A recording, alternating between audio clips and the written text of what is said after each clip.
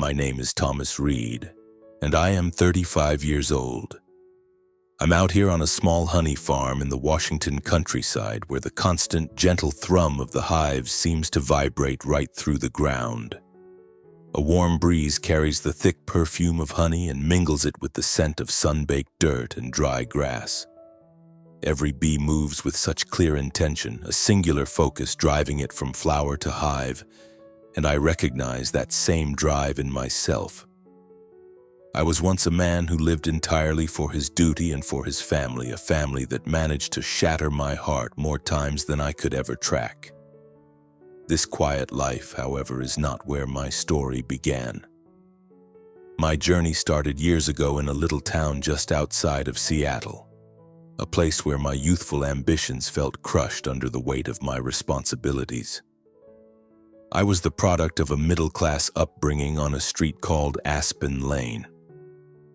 In the autumn, the trees lining our road would erupt in a blaze of crimson that almost seemed to set our front porch alight. The house itself was a simple two-story structure painted white, enclosed by a wooden fence whose paint had long since surrendered to the weather. My father, Robert Reed, worked at a bank. He was a man of salt and pepper hair who was always dressed in faultless attire, yet his eyes held a permanent, chilly distance. It was as if he were constantly running calculations, weighing the value of everything and everyone around him. He was a tall, slender man, and a prominent hooked nose gave his expression a severity that always felt unnecessary, making the air around him feel thin. My mother, Eleanor, presented a complete contrast. She adored dressing in bright floral prints, her hair meticulously arranged in soft golden curls. You'd think she was the sunshine in our home, but her nature was anything but gentle. Her personality was pointed and relentlessly critical, and her words could find the smallest crack in your confidence and split it wide open. She held a part-time job at a local salon, but that seemed more like a stage for her social life than a source of income. Her real energy was poured into endless shopping trips and lunches with her circle of friends. We weren't destitute, not by a long shot, but their constant frivolous spending created a knot of anxiety deep in my stomach that never seemed to loosen. I felt like we were living on a foundation of sand. My younger brother Michael was 4 years behind me.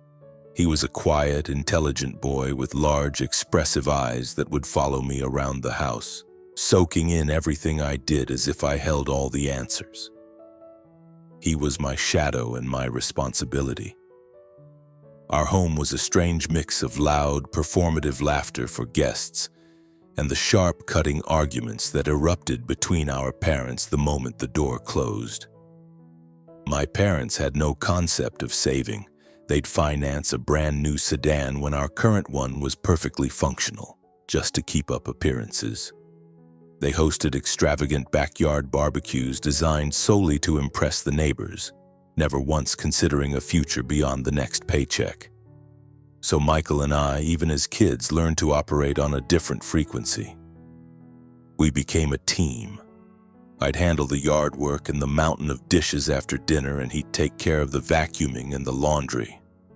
We did it to avoid adding to their perceived burdens, but a quiet, painful question often surfaced in my mind. Do they even notice what we do? Do they actually care about us? The year I turned 18 felt like standing at the edge of a cliff. I looked at my future in that town and saw a dead-end road, a life scripted by my parents' chaos. I was desperate for something more, something with purpose. More than anything, I felt an overwhelming need to build a foundation of security for my family, one that they were incapable of building themselves. The U.S. Army seemed like the only logical path, a way out and a way up. When I told my parents I'd signed the enlistment papers, the news landed with a quiet thud. They just offered a simple nod, as if my choice was an expected, unremarkable event. There was no pride, no fear, just nothing. It was Michael who saved me in that moment. He was the only one who wrapped his arms around me, his small frame shaking slightly as he buried his face in my shirt. "You have to promise to be safe, Thomas," he whispered, his voice thick with emotion. I managed a weak smile, messing up his hair. "I'll be back before you know it," I promised him, a promise that felt heavier than I let on. I knew even then that the army wasn't going to be some grand adventure. The punishing days at boot camp pushed my body and mind to their absolute limits, leaving me bone-weary but also reshaping me into someone new. I was forged in that fire, emerging as a man who was disciplined and unexpectedly resilient. The training taught me how to maintain a core of stillness in the middle of chaos, how to function as a single unit with the men beside me, and how to place the mission above my own fear. My fellow soldiers, young men pulled from every corner of the nation, became a surrogate family. We'd lie on our bunks at night, sharing worn-out stories of our hometowns, our aspirations, and the anxieties we kept hidden from everyone else. I'd tell them about Michael, about his dream of attending a university, and a wave of pride would wash over me as I explained that I was the one who would make it possible for him. Every single month, I wired the bulk of my military pay back home. I viewed it as my sacred obligation to keep the family afloat, to cover the bills, and most importantly, to guarantee Michael could pursue his education without financial worry. My parents never once uttered the words, "Thank you," but I would quiet the sting of their silence by telling myself that their need for me was its own form of acknowledgement. Their letters and phone calls were never about my well-being. They were itemized lists of their latest problems. The power bill was higher than expected, the car had broken down again, or my mother absolutely needed a new outfit for some party. I never said no. I would send whatever they asked for, sometimes my entire modest check, leaving myself with just enough to scrape by. In stark contrast were Michael's letters, which arrived in envelopes covered in his messy, youthful script. He was the only one who consistently thanked me. He wrote that my support was the reason he could dedicate himself to his studies and imagine a future beyond our town. Reading his words was like a transfusion of purpose. Those letters were my fuel, but then the ground began to shift beneath me. After my father took an early retirement, my parents' reliance on me transformed into total dependency.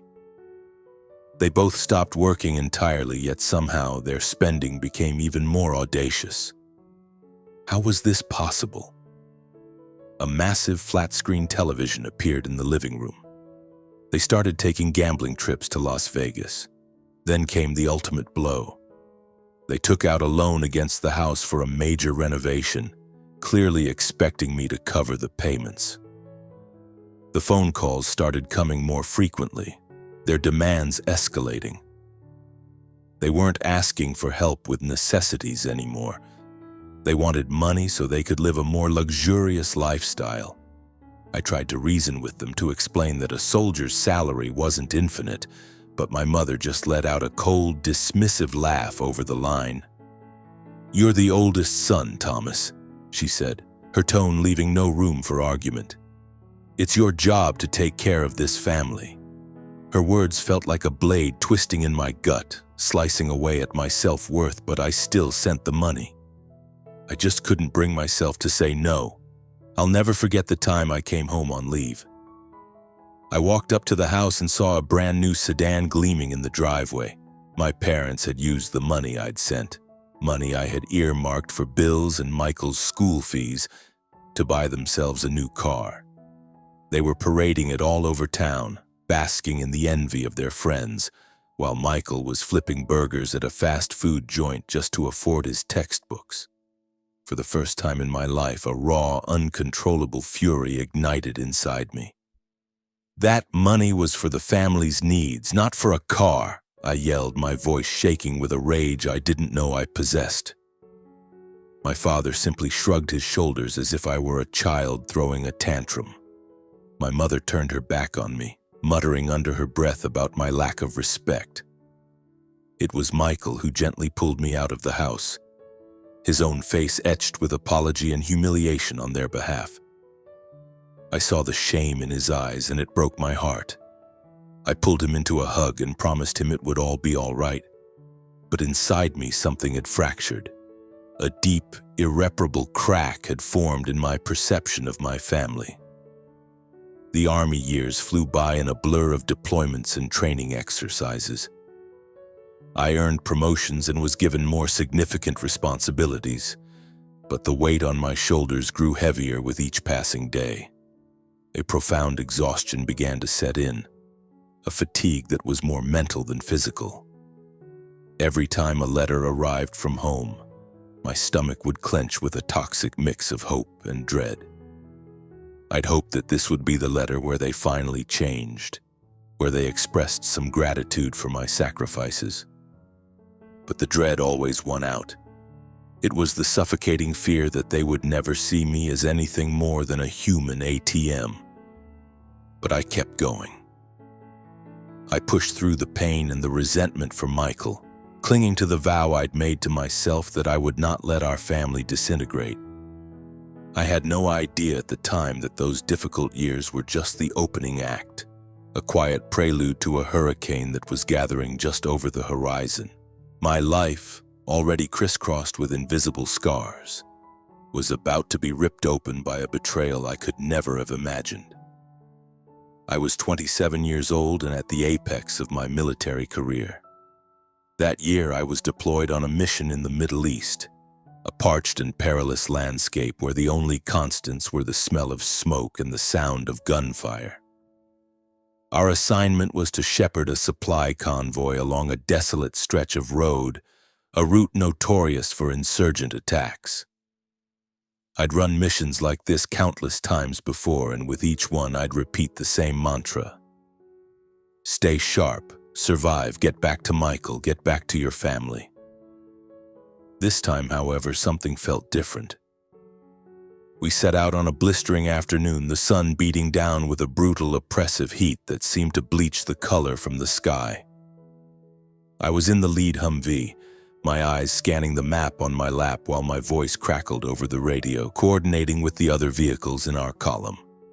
My buddy Leo, a kid from Arizona who always had a goofy grin on his face, was in the middle of a long-winded story about a girl he'd just started seeing. I forced a laugh, trying to keep the atmosphere from getting too tense, but a persistent gnawing unease was twisting in my gut. The road was unnervingly silent. There wasn't a single person in sight, just the low moan of the wind as it swept across the endless sand dunes. And then it happened. A monstrous, deafening blast ripped the world apart. I heard Leo cry out my name, a single sharp syllable, and then the Humvee was airborne, flipping through the air before slamming back down onto the earth.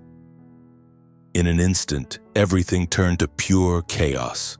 Smoke and flames billowed around me, and the air was filled with the sharp, terrifying staccato of automatic gunfire. A white-hot, searing agony shot through my right leg, a pain so intense it felt like my body was being torn in two. Adrenaline took over. I managed to crawl from the mangled wreckage of the Humvee, dragging Leo with me, but he was limp in my arms. His eyes were open, staring sightlessly up at the empty sky. I screamed his name, shaking his shoulders, desperate for any sign of life, but he was gone. There was no response. The sand beneath me was turning dark, soaked with the blood pouring from my own leg, and the edges of my vision began to go black. I was losing consciousness.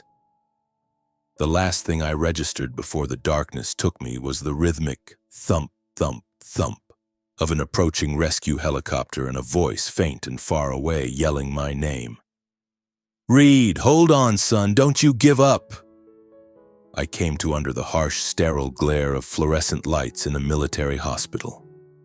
The brightness so intense I had to squeeze my eyes shut. A doctor was standing by my bed, his expression somber. His voice was calm and measured as he delivered the news. My right leg had been amputated below the knee.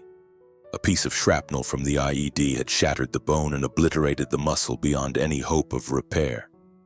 They couldn't save it, He continued talking, explaining that I'd be fitted with a prosthesis, sent back to the States, and medically discharged. I heard the words, but they didn't register. It was like he was describing a stranger's life. Me, Thomas Reed? The man who could run 5 miles without breaking a sweat, who could hump a 50-pound pack across the desert for days. I was now an amputee, a cripple. The days that followed in the hospital melted into a monotonous haze of pain and medication. The nurses were kind and attentive, but my mind was a prison, replaying the explosion on an endless loop, the flash of the blast, the look on Leo's face, the crushing weight of my failure to save him. The nightmares started, vicious and unrelenting. They didn't just come when I slept. They ambushed me in broad daylight, the images flashing behind my eyes until I couldn't tell what was real and what was memory. Any sudden loud noise, a slamming door, a truck backfiring on the street, was enough to send me reeling. My heart would hammer against my ribs and cold sweat would drench my clothes as if I'd been thrown into a pool of ice water. The doctors gave it a name: post-traumatic stress disorder, PTSD. They offered me pills and recommended therapy, but I waved it all away. I was convinced I could muscle through this torment the same way I had muscled through every other hardship in my life. I was wrong. At 28, I was honorably discharged and sent back home to Washington. As the plane descended, I honestly didn't know what to expect. A part of me, a small, foolish part, hoped for a warm hug from my mother, a quiet word of pride from my father. At the very least, I yearned for a safe harbor, a place where I could begin to piece myself back together. I arrived back at the house on Aspen Lane with nothing but a rucksack on my back, a clumsy prosthetic leg that felt like an anchor, and a heart that was heavier than any gear I'd ever carried. It was Michael who met me at the airport. He'd shot up in the years I'd been gone, no longer the skinny kid I remembered. He was a young man now. The moment he saw me struggling with my crutches, his eyes filled with tears, but he quickly blinked them away, forcing a smile as he pulled me into a fierce hug. "You're home, Thomas," he whispered. "Everything is going to be okay now." I just nodded, unable to speak past the lump in my throat because deep down I wasn't sure anything would ever be okay again. Initially, my parents put on a convincing show of sympathy. My mother enveloped me in a tearful embrace, recounting how she'd been sick with worry when she got the news of my injury. My father clapped me on the shoulder and called me a hero, but his eyes remained as vacant and chilling as always. They converted a small den on the ground floor into a bedroom for me, since climbing the stairs was now a difficult, painful ordeal. For those first few days, I let myself believe. I felt a flicker of what I thought was love, of being cared for. My mother brought me soup, my father regaled me with town gossip, and I started to think that maybe, just maybe, this was our chance to heal, to finally become a real family. But hope has a way of being crushed by the brutal weight of reality. Within a couple of months, I felt the atmosphere in the house begin to curdle. My parents' initial concern evaporated, replaced by a growing impatience. They stopped asking how I was feeling, and they certainly didn't care about the nightmares that left me drenched in sweat and staring at the ceiling all night. Instead, the complaints began. "Thomas, you can't just lay around all day," my mother would say, completely ignoring the fact that I was pushing myself to do chores. I was washing the dishes, folding the laundry, even awkwardly mopping the floor while trying to balance on a prosthetic limb I still hadn't mastered. "You used to be the provider for this family," my father said one evening at the dinner table, his voice flat and devoid of emotion. "And now what? You don't bring in any real money." His words landed like a physical blow, knocking the air right out of my lungs. I was still signing over my entire military disability pension to them every month.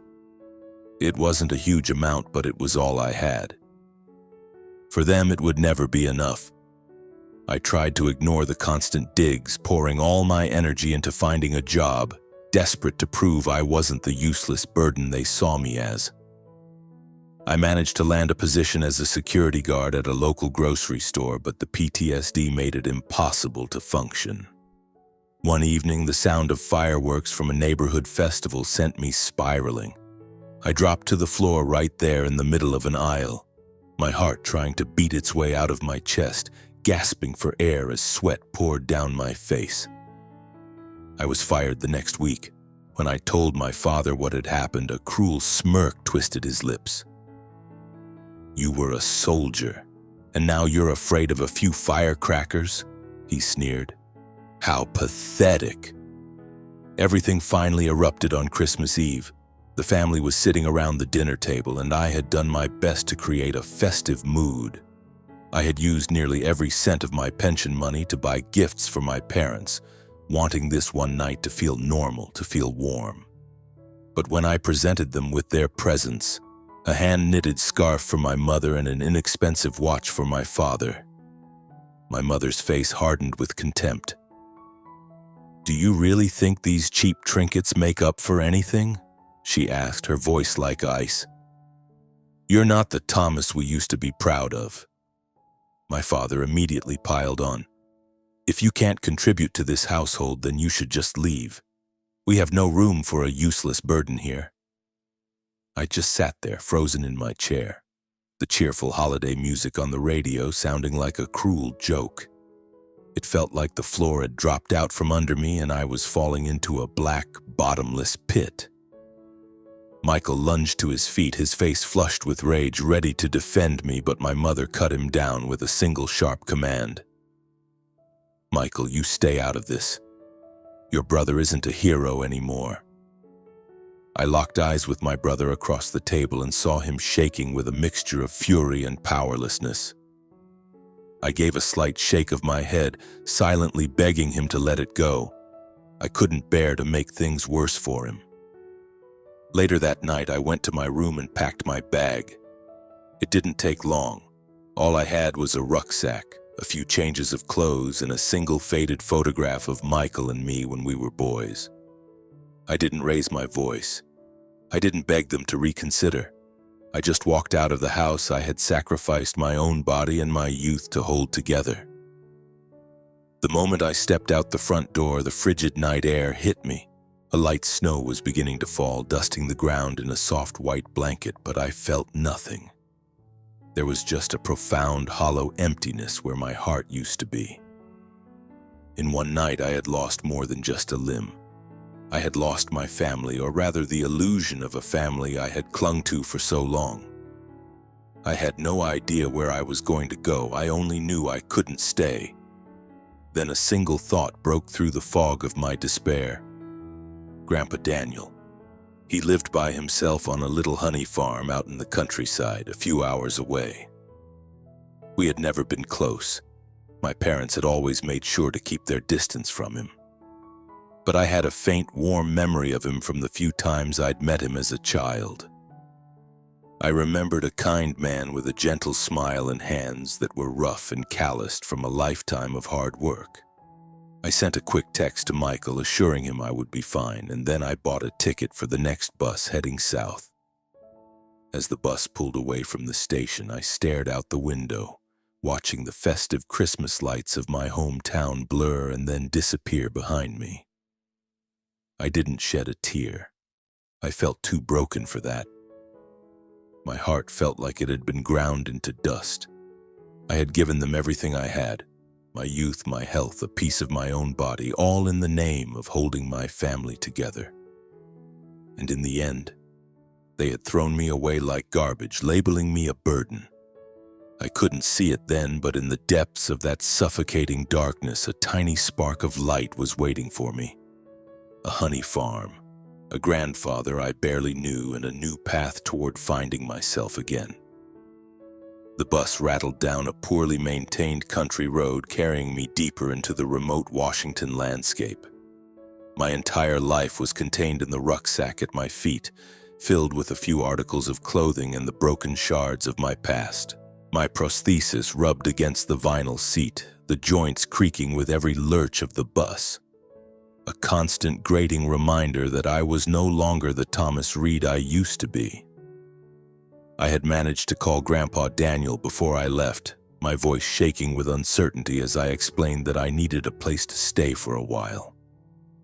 He didn't press for details, he didn't ask any prying questions, he just said, "You come on out, son. My door is always open for you." His voice was warm and solid, completely free of judgment, and hearing it ignited a tiny, fragile flicker of hope inside me. When the bus finally wheezed to a stop at a desolate little station that was little more than a bench and a sign, I saw him. Grandpa was waiting, leaning against the fender of an old, beat-up pickup truck, a faded baseball cap pulled down low on his forehead. He looked smaller than I remembered, and his hair was now a shock of pure white. His face was a roadmap of deep wrinkles, each one telling a story of a long, hard life. But when he saw me hobbling down the steps of the bus, his face broke into a smile that felt as warm and bright as the midday sun breaking through a winter storm. "Thomas, look at you, you're a man now," he said, his voice raspy as he stepped forward and wrapped me in a hug. I stumbled slightly, trying to keep my balance on the unfamiliar prosthetic, and returned the embrace stiffly. He didn't comment on my leg, didn't look at me with an ounce of pity. He just gave my shoulder a firm squeeze and said, "Come on, get in the truck. Let's get you home." Grandpa Daniel's honey farm was tucked away a few miles down a dirt road, nestled between rolling green pastures and a forest of towering pine trees. His house was a small, simple wooden structure, but it radiated a sense of warmth and comfort. A wide porch was lined with weathered rocking chairs and pots overflowing with colorful wildflowers.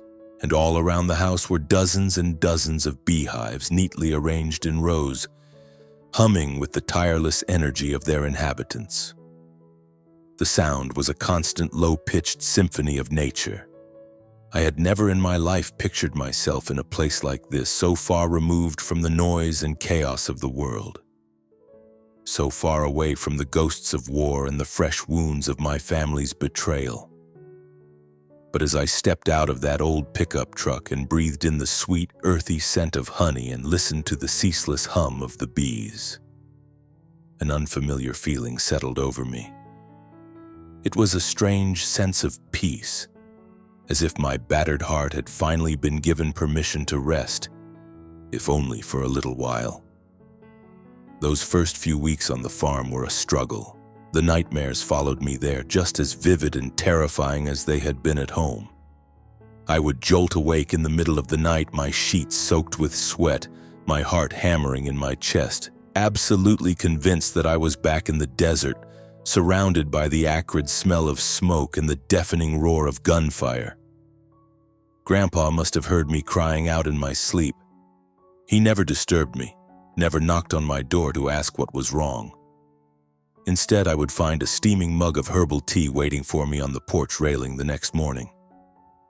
One day, I finally worked up the courage to ask him why he never mentioned my night terrors.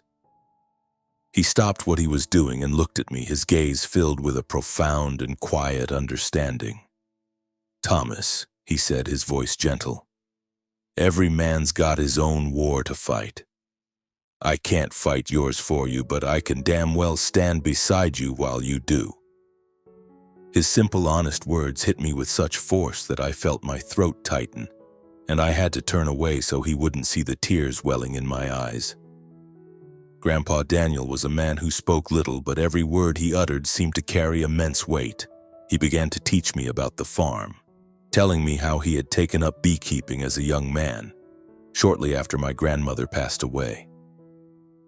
"Bees are extraordinary creatures," he told me one morning, his eyes shining with genuine passion as he showed me how to inspect a hive. "They work in perfect harmony. There's no selfishness, no one left behind. If you learn to really listen to them, that humming will teach you a thing or two about how to live." I didn't completely understand what he meant at the time, but I started to work alongside him. I learned how to check the hives for disease, how to replace the wooden frames heavy with honeycomb, and how to handle the bees with a calm, steady hand. The work was methodical and required a deep well of patience, but I found that it had a strangely therapeutic effect on me. The constant rhythmic drone of the hives became a kind of meditation, a soothing sound that helped to quiet the screaming memories in my head. One evening we were sitting on the porch sipping coffee and watching the sky bleed into shades of orange and purple as the sun went down. Out of the blue, Grandpa started talking about my father, Robert. "Your dad. He wasn't always the way he is now," he said, his voice thick with a sorrow that felt ancient. "But after he married your mother, Eleanor, something in him changed. They started living only for themselves, for appearances. They took all my savings, everything I had put away, and burned right through it." He paused, his gaze lost somewhere in the distance. "I forgave them, of course, but I never forgot." I was floored. I had never known this part of the story, that my parents had betrayed their own father, stealing the money he had worked his entire life to save. But as I looked at Grandpa, I saw no anger in his eyes, no bitterness in his expression. He just offered a sad, gentle smile, stroking the old calico cat that was purring in his lap. "Life's too short to be lugging around a sack full of grudges, Thomas," he said quietly. "You've got to learn how to put it down." His words echoed in my mind for days. I realized that since the night I'd left home, I had been carrying my own sack of anger and pain, and it was growing heavier with each passing day. Every time I allowed myself to think about my parents, a crushing weight would settle on my chest, making it hard to breathe. But here, on this quiet farm with my grandfather, I started to feel a shift inside me. It wasn't forgiveness, not yet. It was something else, a sense of release. I felt myself being freed from the crushing weight of their expectations, freed from the burdens that I had willingly shouldered for far too long. The daily rhythm of the farm work slowly, steadily became a kind of medicine for my wounded spirit. I learned the intricate art of caring for the bees, how to read their behavior, how to know instinctively when a hive was thriving or when it was in distress. Grandpa showed me how to harvest the honey, a delicate process of gently removing the frames from the hives without agitating the colony. I'll never forget the first time I lifted a frame from its hive. It was heavy with honey, the golden liquid shimmering and glowing in the afternoon sun. In that moment, holding that perfect, beautiful creation, I felt a surge of pure, uncomplicated joy. "You did good, son," Grandpa said, and it struck me that those were the first words of praise I'd heard in years that didn't come with strings attached. But my healing wasn't a straight line. There were days when the PTSD would roar back to life, fierce and merciless. One afternoon I was out in the field, and the sudden roar of a low-flying crop duster overhead sent me into a full-blown panic attack. I dropped the hive frame I was holding, and it shattered on the ground. I collapsed, curling into a ball, my hands clamped over my ears, gasping for breath as the world spun around me. Grandpa came running. He didn't say a word. He just knelt beside me in the dirt and placed a steady, reassuring hand on my shoulder, waiting patiently until the storm inside me passed. "I'm okay," I mumbled, my voice raw with shame at my own weakness. But he just shook his head. "Nobody expects you to be strong all the time, Thomas," he said gently. "All anyone can ask is that you keep trying. That's more than enough." Gradually, almost without realizing it, I discovered a genuine passion for beekeeping. I began devouring books on the subject, fascinated by the complex ways bees communicate, how they fiercely protect their colony, and how they work together to endure the brutal winters. I saw a reflection of my own struggle in them. Just like the bees, I was fighting to survive, not just the horrors of the war, but the deep, invisible wounds in my heart. With each passing day, I felt a little bit of my strength returning. The ache in my leg when a cold front moved in was a constant reminder of what I'd lost, and the nightmares still visited me from time to time. yanking me back to the heat and the dust of the desert. But their hold on me was weakening. Grandpa Daniel didn't just teach me about bees, he taught me about life. He lived with a profound simplicity, requiring very little from the world but finding immense pleasure in the smallest of things. His face would light up over a jar of freshly harvested honey, an evening spent listening to his old vinyl records, or the simple gift of a summer rain that turned the fields a vibrant green. I started to emulate him, consciously seeking out my own small moments of joy. I found it in the quiet ritual of sitting on the porch at dusk, just listening to the hum of the hives and feeling the cool evening breeze on my skin. One night we were having a simple dinner of sandwiches and leftover mashed potatoes when Grandpa looked at me and asked, "Do you ever let yourself think about the future, Thomas?" I paused, the fork halfway to my mouth. The future felt like an impossible luxury, a concept I couldn't afford to entertain. I had lost too much, my friends, my health, my family, to dare to look ahead. But he held my gaze, his eyes bright with an unexpected energy. "This farm is small," he said, "but it's got good bones, it has potential. If you were interested, we could build it into something bigger. You and me. Together." His words landed in my chest not as a question, but as an offering. For the first time since I'd come home, I felt a flicker of genuine purpose, a reason to get out of bed in the morning that wasn't just about surviving another day. I started to let myself dream again, not about making a lot of money, but about building something real, something that was truly mine. I started talking to Grandpa about my ideas, about using modern technology to improve our work. I told him about sensors that could monitor the health of the hives from a distance and automated equipment that could make harvesting the honey more efficient. He listened intently, a slow smile spreading across his face. He just laughed and nodded. "You go for it, son," he said. "I believe in you." Those simple words felt like a match being struck in the darkness of my heart, a small flame that promised to grow. In the months that followed, I threw myself into the project. I became a student again, reading everything I could find about modern apiary technology, spending hours watching tutorial videos online, and even reaching out to a few apiculture experts at the state university.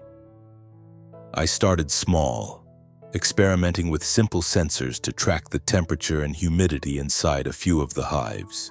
The first time one of those sensors sent an alert to my phone, warning us that a colony was in distress, Grandpa and I were able to intervene and save the hive before it collapsed. He slapped me on the back, a booming laugh echoing across the field. "You're still a soldier, Thomas," he said, his eyes twinkling. "Always finding a way to win the battle." But upgrading our methods was only one piece of the puzzle. I knew that if we truly wanted the farm to thrive, we needed to get our product out into the world. Grandpa Daniel's honey was incredible, a rich, complex sweetness infused with the unique taste of the region's wildflowers. But he had always just sold it to a few neighbors, often trading jars for fresh vegetables or a loaf of bread. I saw a bigger future for us. I wanted Reed Honey to be a brand that people knew and trusted, not just in our little corner of Washington, but far beyond. I decided to start with social media, a world that felt completely alien to me as a 30-year-old veteran. I set up Instagram and YouTube accounts for the farm, calling them Reed Honey Farm. My first attempts were clumsy and awkward. I had no idea how to frame a shot or edit a video. I can still picture that first time I tried to film Grandpa working. I held my phone up to record him as he harvested honey, but my hands were shaking so badly that the final footage was just a jittery, unfocused mess. I felt a flash of my old frustration, but I refused to let it defeat me. I kept at it. I taught myself how to use simple editing software, and I started writing short, descriptive posts about our daily life on the farm and the process of beekeeping. I also began to share a little bit of my own story, the story of a veteran who was finding a new sense of purpose among the bees. I didn't go into the raw details of my trauma or the painful story of my family's rejection, but I wrote honestly about my journey of healing, about how the steady, peaceful hum of the hives was helping me find my way back to myself. At first, my posts and videos got very little attention, just a few views here and there from neighbors and some of Grandpa's old friends. But then one evening I posted a short clip of Grandpa and me checking the hives as the sun set behind the trees. For some reason, that video struck a chord. Someone shared it in a large online group dedicated to organic farming, and overnight, it exploded. We woke up to hundreds of thousands of views. Suddenly, my phone was buzzing with messages from complete strangers, people asking where they could buy our honey, or wanting to know more about our sustainable beekeeping practices. One message in particular stopped me in my tracks. A woman wrote, "Your story is so inspiring. Thank you for sharing it with the world." I read her words out loud to Grandpa as we sat on the porch, and for the first time in what felt like a lifetime, I felt seen. I felt valued. We got to work. Grandpa and I started bottling our honey in small glass jars. I designed a simple label for them, a single bee set against a backdrop of a green field with the words "Read Honey" printed underneath. We started selling through our Instagram page and at the local farmers market on Saturdays. Before long, we were getting orders from all over the state, and even from Oregon and Idaho. A steady stream of money started to come in. It wasn't a fortune, but it was enough to buy better equipment and begin expanding our number of hives. Grandpa, despite being well into his 70s, worked with a renewed energy. I could see the joy in his eyes.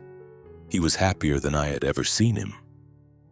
"You've made an old man's dream come true, Thomas," he told me one night as we sat at the kitchen table counting up the month's earnings. I just shook my head. "No, Grandpa," I said. "I'm just helping you carry your dream forward." Within a year, our little honey farm had grown into something I never could have imagined. We even had to hire 2 part-time employees to help with the workload. We brought on a young woman named Chloe who was passionate about organic agriculture, and a guy named Ben who had years of experience working on a neighboring ranch. They brought a fresh, youthful energy to the farm. And for the first time, I started to feel like what we were building wasn't just for Grandpa and me. It was becoming a small, thriving community. We had built a real brand. Reed honey was a popular item in specialty food stores all over the region, and we were regularly shipping orders to California, Oregon, and even a few small shops up in Canada. But the success wasn't really about the money or the scale of the operation. For me, the real victory was the slow, steady process of reclaiming my own confidence, of rebuilding my sense of self. The panic attacks hadn't disappeared completely, but they were becoming less frequent, less powerful. Some days, a sudden loud noise would still make me jump, or I'd wake up from a nightmare drenched in cold sweat. But the physical work of the farm always brought me back to earth. Standing out in the fields, surrounded by the constant reassuring hum of the bees, I felt like I was still fighting a war. Not with guns and explosives, but against the invisible wounds that had scarred my soul. Grandpa Daniel was more than just my teacher and my business partner. He was my mentor, my best friend, my true family. He never pressured me to be strong or to get over my past. His quiet, unwavering presence was enough. He made me want to be the best version of myself. One afternoon, I was out filming a video about how to inspect a hive when my phone buzzed in my pocket. It was a message from Michael. He told me he'd graduated from college and was now working as an engineer in Portland. He wanted to come visit. "Thomas," he wrote, "I saw your farm's YouTube channel. I am so incredibly proud of you." A genuine smile spread across my face and a warmth filled my chest. Michael was the only person from my old life that I still communicated with, and even that was infrequent. I quickly texted him back, telling him I'd love for him to come, a flicker of hope igniting inside me that we could finally rebuild what had been broken. A few weeks later, I was standing on the porch, my eyes fixed on the long dirt road that led to the farm. My heart was pounding in my chest like a kid on Christmas morning. Michael had promised to drive out for the weekend, and today was the day. I had no idea what to expect. Would it be an emotional reunion? An awkward, stilted conversation? Or would we just fall back into the easy, comfortable silence of two brothers who had been apart for too long? Whatever happened, I knew that deep down I desperately wanted to reconnect with him. He was the only member of my family who had ever really seen me, who had ever truly understood. Finally, I saw a cloud of dust in the distance. A rental car came bouncing down the road and pulled into the yard just as the sun was beginning to set. Michael stepped out of the car. He seemed taller than I remembered, dressed in a crisp blue shirt, but he had the same bright, infectious smile he'd had as a boy. "Thomas!" he called out, jogging over to me and pulling me into a powerful hug. I hugged him back, burying my face in his shoulder, and in that one moment of contact, all the years, all the pain, all the distance between us seemed to dissolve into nothing. "Welcome home, kid," I managed to whisper, my voice thick with emotion. Michael laughed and gave my shoulder a playful punch. "Home. It looks like you've built yourself a bee empire out here." Grandpa Daniel was standing in the doorway, a wide, warm smile on his face, his eyes crinkling at the corners as he watched us. "Come on in, Michael," he said, his voice full of kindness. "I've got a rack of honey-glazed ribs on the grill that'll knock your socks off. You boys better be hungry." We walked into the little house, and the rich smell of roasted meat and buttery potatoes immediately enveloped us, mingling with the scent of burning pine from the fireplace. Grandpa had set the table simply but with care, placing a large jar of our reed honey right in the center, a golden symbol of everything we had built from nothing. Dinner was filled with easy laughter and shared stories. Michael told us about his life in Portland, about his job at a big engineering firm, and he admitted that he had been following my social media posts from the beginning. "I'm not even kidding, Thomas," he said with a grin. "I've been bragging to all my coworkers that my brother is a honey tycoon." I couldn't help but laugh. Grandpa then launched into a hilarious, exaggerated story about the time I'd dropped a full hive frame when I was first learning the ropes, and the three of us laughed so hard that tears streamed down our faces. In that moment, surrounded by their warmth, I felt a profound sense of belonging, a feeling I hadn't experienced in years. This wasn't a family held together by obligation or duty. It was held together by genuine love. About halfway through the meal, Michael's expression turned serious, and he looked at me, his good humor gone. "Thomas, I have to say this," he began, his voice quiet. "I am so sorry for what happened back then at the house.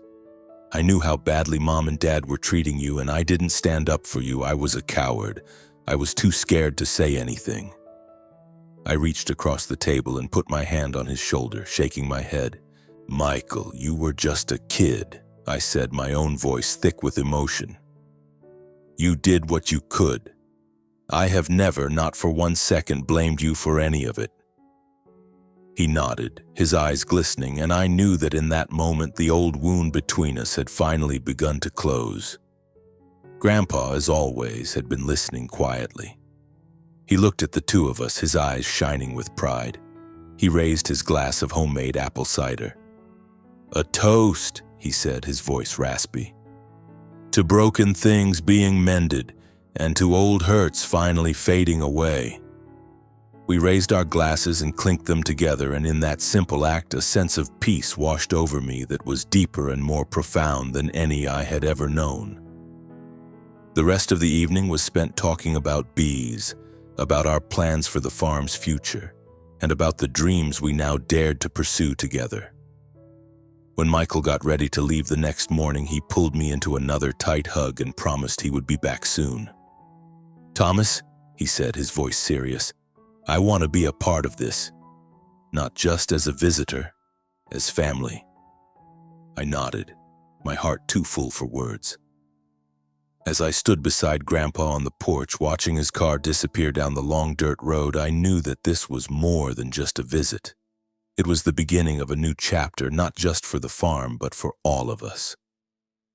In the days after Michael's visit, I felt a fresh wave of energy surging through me. He had rekindled a hope inside me, reinforcing a truth that Grandpa had taught me. Family isn't just about who you share blood with. It's about the people who choose to stand with you, who show up when you need them most. Our farm, now proudly known as Reed Honey, was flourishing. Our jars lined the shelves of specialty food shops all over Washington, and we were getting so many online orders that I had to hire another person just to manage the packing and shipping. My dreams for the farm began to expand. I envisioned it becoming more than just a business. I wanted it to be a symbol of resilience, a testament to the idea that people can get back up after they've been knocked down. But life has a way of reminding you that comfort is always temporary. It was a lesson I had learned the hard way in the war, and it was a lesson I was about to learn all over again. One sunny afternoon, I was out in the field checking the hive sensors when a sleek silver sedan pulled up to the gate at the end of our driveway. I assumed it was just another customer, but when the driver's side door opened, a familiar knot of ice formed in my stomach. It was my parents, Robert and Eleanor Reed. They were dressed in their typical flashy attire, as if they were on their way to a fancy luncheon. My mother emerged from the passenger side wearing a brightly colored floral dress, a strained, unnatural smile plastered on her face. My father, in a worn but expensive-looking suit, his salt and pepper hair looking unusually messy, let his gaze sweep across the farm, his eyes appraising everything as if he were calculating its monetary value.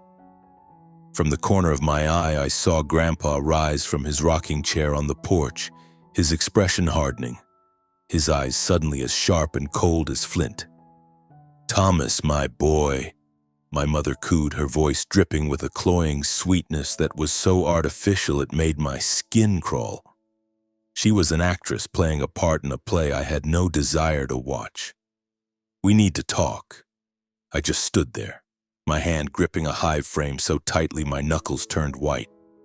I could feel the past rushing back in, a toxic tide threatening to drown everything I had worked so hard to build.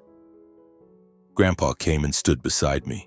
He didn't say a word, but his solid presence was like a fortress at my back, a silent reminder that I was not standing there alone.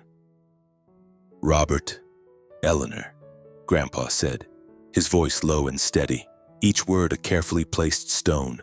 "What are you doing here?" My mother's smile faltered, and she shot a nervous glance at my father. He cleared his throat and stepped forward, attempting a friendly, charming smile that didn't reach his eyes. "We know we made a mistake," he said, his voice smooth as oil. "We've come to apologize. We want our family to be whole again." The words sounded pleasant enough, but I watched his eyes darting around, constantly assessing, calculating. My mother quickly added, "Thomas, we saw your little farm on the internet. You've done so well for yourself. We just want to be a part of your success." I remained rooted to the spot, my heart hammering against my ribs, the hum of the bees fading into a dull roar in my ears. A foolish part of me, a part I thought I had long since buried, wanted to believe them. I wanted to believe that they had changed, that they were genuinely sorry. But the memory of that Christmas Eve, of them calling me pathetic, a useless burden, and casting me out into the cold, was seared into my brain. It was a brand that would never fade. I glanced at Grandpa, and he gave me a barely perceptible shake of his head, a silent confirmation that he knew exactly what I was thinking. "Robert, Eleanor," Grandpa said again, his voice still quiet but now laced with ice. "You took every penny I had saved, and you burned through it without a second thought. And now you just happen to show up here now that Thomas is making a success of himself. Did you really think I wouldn't see right through this pathetic little act?" My mother's face went white, and my father's whole body went rigid. "That was a long time ago," he stammered, his voice losing its confident edge. "We made a mistake. We just want to make things right." A hot wave of rage washed over me, but I took a deep, steadying breath, determined to keep my composure. "Dad, Mom," I said, my voice surprisingly calm and firm. "I spent my entire youth taking care of you. I sent every spare dollar I had back home. I sacrificed everything I had for this family. But you never saw me as a son. You only saw me as an ATM. And when I was broken, when I needed you the most, you threw me out like I was nothing." I paused, letting the words hang in the air between us. "I don't need your apologies. They're too little, too late." My mother started to sob, a theatrical display of crocodile tears. I couldn't tell if her grief was real or just another performance. "Thomas, you can't talk to your own parents this way," she whimpered, her voice catching dramatically. "We're your family." I shook my head, and as I finally spoke the words that I had held inside for so long, I felt an incredible sense of liberation. "No," I said, my voice clear and strong. "Family aren't the people who throw you away when you're at your lowest. My family is right here. It's Grandpa. It's Michael. It's the people who stood by me when I had nothing." My father's carefully constructed facade finally cracked, and his temper flared. He took a step toward me, his finger jabbing at the air. "Who the hell do you think you are?" he spat, his face contorted with rage. "Some big-shot farmer? You're still just a crippled soldier who mooched off of us for years." His words were meant to be a dagger, but this time they couldn't pierce my armor. I met his furious gaze without flinching. "I'm Thomas Reed," I said, my voice steady. "I'm the man who built this farm from the ground up with my grandfather. I don't need your approval to know my own worth." Grandpa put a hand on my shoulder, his grip firm and reassuring. His eyes never left my parents' faces. "Robert, Eleanor, it's time for you to leave," he said, his tone leaving no room for argument. "And don't come back." My mother opened her mouth to protest, but my father grabbed her arm and pulled her toward the car, muttering something under his breath about what a waste of time this was, as their silver sedan sped away, leaving a cloud of dust in its wake. I felt a massive weight lift from my shoulders. The anger was gone. All I felt was a profound sense of relief, as if I had finally severed the last toxic tie that bound me to my past. But that wasn't the end of the story. A few weeks later, Michael called, his voice buzzing with an excitement I hadn't heard in years. "Thomas, I've got a whole week off," he said. "I want to come back out to the farm, and I've got some ideas. Some big ideas for the business." When he arrived, he was carrying a briefcase stuffed with papers and wearing a smile that lit up his whole face. I knew this was more than just a weekend visit. Michael had spent weeks researching new product lines. He had plans for beeswax cosmetics, for scented candles, even for offering beekeeping workshops and tours for visitors. "Thomas," he said, his eyes shining with passion, "we can turn Reed honey into more than just honey. We can make it an entire experience." Grandpa and I sat and listened as Michael laid out his vision, and I felt a surge of pride so powerful it almost knocked me over. The little boy who had once depended on me for textbook money was now a brilliant, passionate young man with a vision.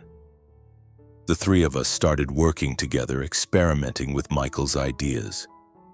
He developed a whole line of beeswax-based cosmetics, moisturizers, lip balms, hand salves, and we started selling them through our website. The beekeeping tours became a huge hit, attracting visitors from all over the region. We had families who were curious about bees, school groups on field trips, and even a few journalists who wanted to write a story about our farm. Michael ended up staying much longer than he had originally planned. We fell into a comfortable rhythm, the three of us. Me, Michael, and Grandpa.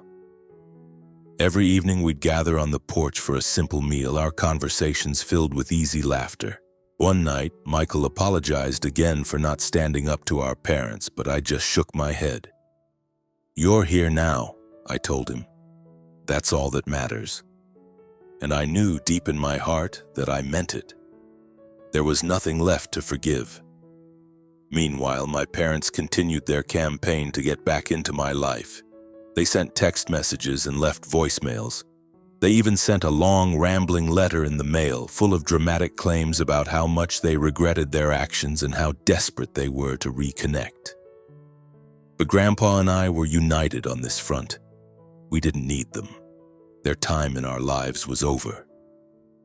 One afternoon, Michael and I were in the barn packing up a large honey shipment that was heading to a client in Southern California.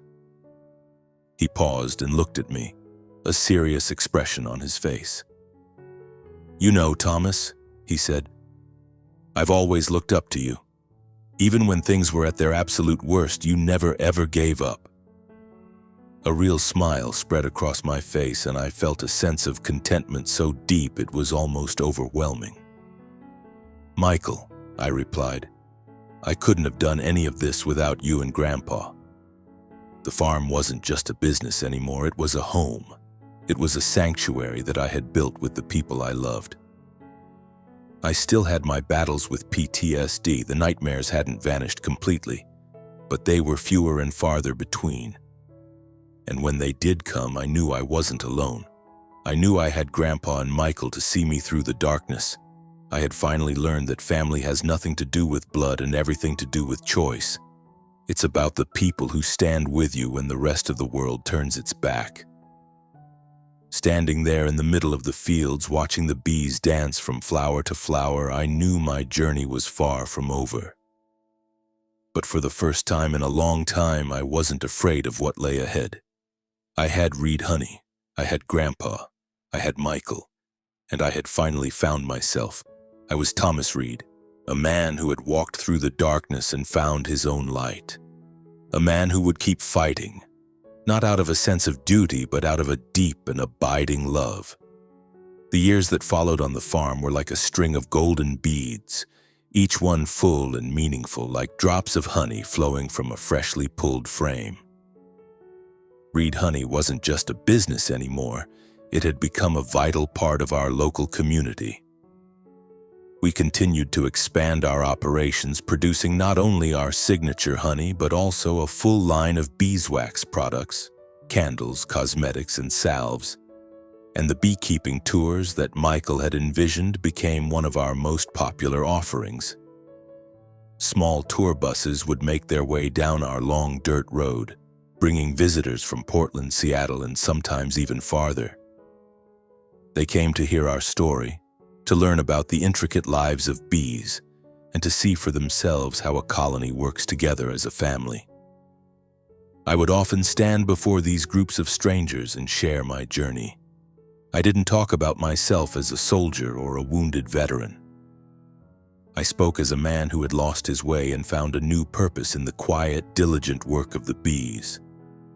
I was no longer the Thomas Reed I had once been, the soldier crushed by the weight of obligation, the betrayed son, the man haunted by his trauma. The nightmares still came, of course.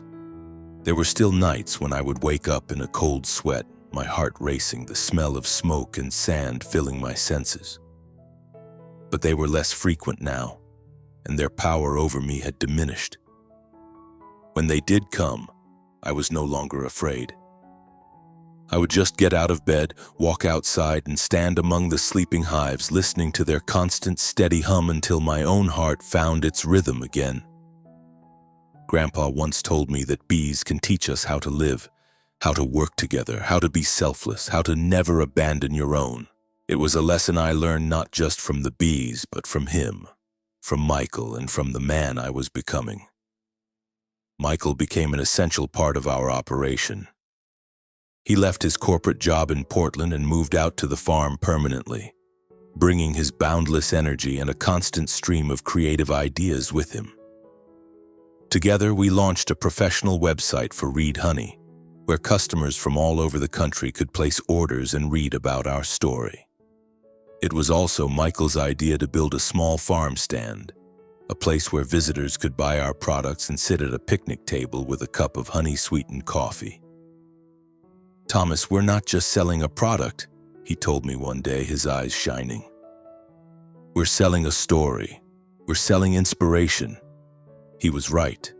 Every jar of honey we sold, every candle we poured, every tour we gave, it was all a part of our shared journey. A story about overcoming pain, rediscovering passion, and building a family on a foundation of love and trust. Grandpa Daniel, now well past 75, was still the heart of the farm. He loved to sit in his rocking chair on the porch and watch Michael and me buzzing around. And he would often tease us about all the racket we were making, claiming we were disturbing his bees.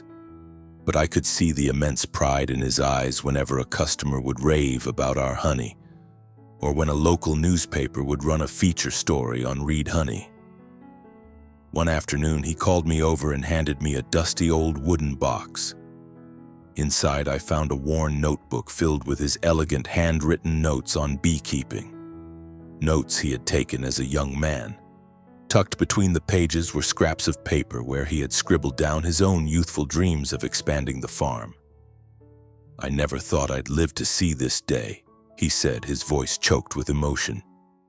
"But you and Michael, you made it happen, Thomas." I pulled him into a hug, my heart swelling with a warmth I couldn't put into words. I knew in that moment that this was the greatest gift I could ever give him. The chance to see his own dream become a reality.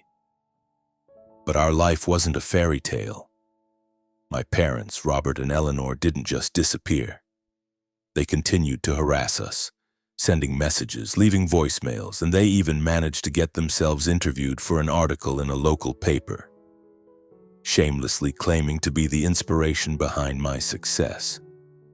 I read the article, saw the quotes where they talked about how they had always supported me, how proud they were of their son, and I just shook my head with a sad, bitter smile. When Michael saw the article, he was incandescent with rage. He wanted to drive into town and confront them, but I stopped him. "They're not worth our energy, Michael," I told him. "They're not our family, not anymore." Grandpa, who was sitting nearby, nodded in agreement. "Let them live with the choices they've made, Thomas," he said quietly. "You've got us, that's all that matters." After that, we made a clean break. I blocked their numbers, deleted their messages without reading them, and made a conscious decision to focus only on my present and my future. I was surprised to find that when I thought of them now, I no longer felt that familiar surge of anger or the deep ache of betrayal. Grandpa had taught me that holding on to resentment is like carrying a heavy stone in your pocket. It only weighs you down. I was ready to let it go. My family was here on this farm. It was Grandpa and Michael. It was Chloe and Ben, the two young people who worked alongside us every day. It was the customers who sent us heartfelt thank you notes for a jar of honey or for sharing my story. I had learned that family is defined by loyalty and love, not by blood. It's the people who choose to stand with you in the storm, not the ones who only show up to enjoy the sunshine. One crisp autumn afternoon, I was standing out in the fields watching the honeybees dance in the golden light, the air thick with the sweet perfume of wildflowers. I looked at the neat rows of hives, at the tireless, purposeful movement of the bees, and I felt a sense of profound peace. In the distance, I could see Michael leading a group of tourists, patiently showing them how to inspect a hive without disturbing the bees. Grandpa was in his usual spot on the porch, engrossed in an old paperback, his calico cat curled up asleep at his feet. A genuine smile spread across my face and a feeling of contentment washed over me, a peace so deep and quiet I had never known anything like it before. I let my mind drift back over my journey. I thought about the idealistic young man who had joined the army so full of hope and purpose. I thought about the broken soldier who had come home, wounded in body and spirit. I thought about the son who had been cast out by his own family. And then I thought about the man I was now, a man who had found a profound sense of meaning in the simplest of things. I had lost so much along the way. I had lost a part of my body, I had lost friends like Leo, I had lost the family I had sacrificed everything to protect. But in the end, I had gained so much more. I had found a passion, I had found a home, and I had found a true family. Reed Honey had become a beloved institution in our community. We were invited to speak at agricultural conferences, and local schools contacted us about setting up beekeeping workshops for their students. After one of our tours, a little girl ran up to me and threw her arms around my legs. "When I grow up," she said, looking up at me with wide, serious eyes, "I want to be strong like you." I laughed and ruffled her hair. "You will be," I told her, "as long as you never give up." As I said the words, I realized that was the message I had been trying to send back in time to my younger self all along. One evening, the three of us were sitting down to dinner. Another delicious rack of Grandpa's famous honey-glazed ribs, when I felt a sudden urge to speak. "Grandpa, Michael," I said, my voice a little unsteady, "I just want to thank you, both of you. I honestly don't know where I would be right now if it weren't for you." Michael just grinned and gave my shoulder a familiar, playful punch. "Thomas," he said, "I'm the one who should be thanking you.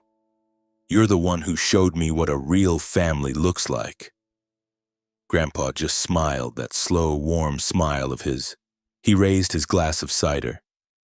"To Reed Honey," he said, his voice raspy with emotion, "and to us."